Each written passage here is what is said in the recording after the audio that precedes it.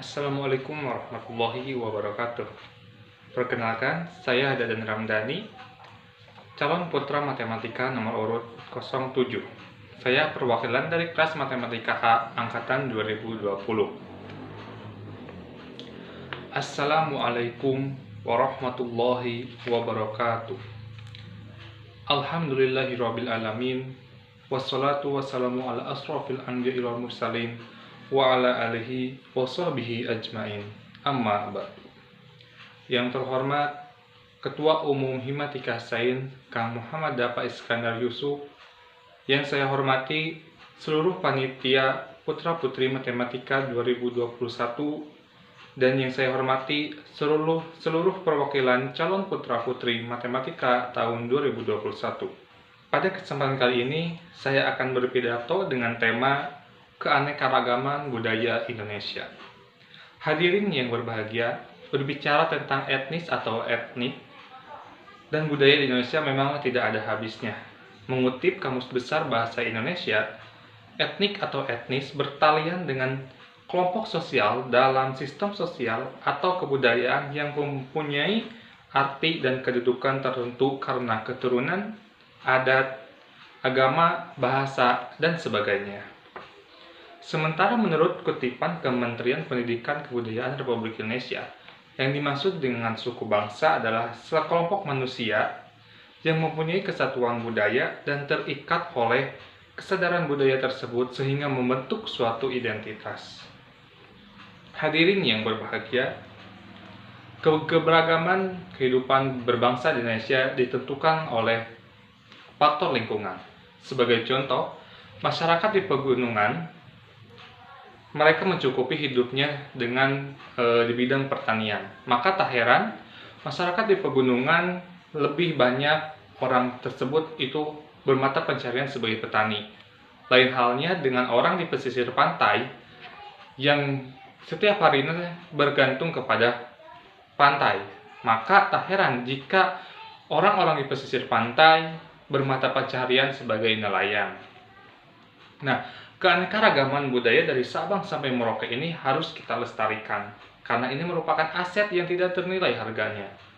Sehingga kita sebagai generasi penerus bangsa harus bisa mempertahankan dan melestarikannya. Teman-teman pemuda harapan bangsa, lalu sudahkah para generasi muda bangsa Indonesia mempertahankan jati diri bangsanya? Sudahkah kita bangga akan budaya yang kita miliki ini? Dan sudahkah kita tahu dan mengenal budaya yang ada di Indonesia? Ya, mungkin bila diberi pertanyaan seperti ini, dengan mudahnya kita bisa menjawab, ya, saya bisa. Ya, saya mengenalnya. Tapi apakah kenyataannya demikian? Nah, berikut ini saya akan membagikan 5 fakta yang mungkin belum kita sadari. Yang pertama, sebuah berita dari website Minnews ID mengeluarkan beritanya pada tanggal 22 September 2020 yang berjudul Indonesia masuk dalam daftar fans K-pop terbanyak di dunia, yang menyebabkan 23% dari remaja putri di Indonesia lebih mencintai budaya Korea dibandingkan dengan budaya asli sendiri.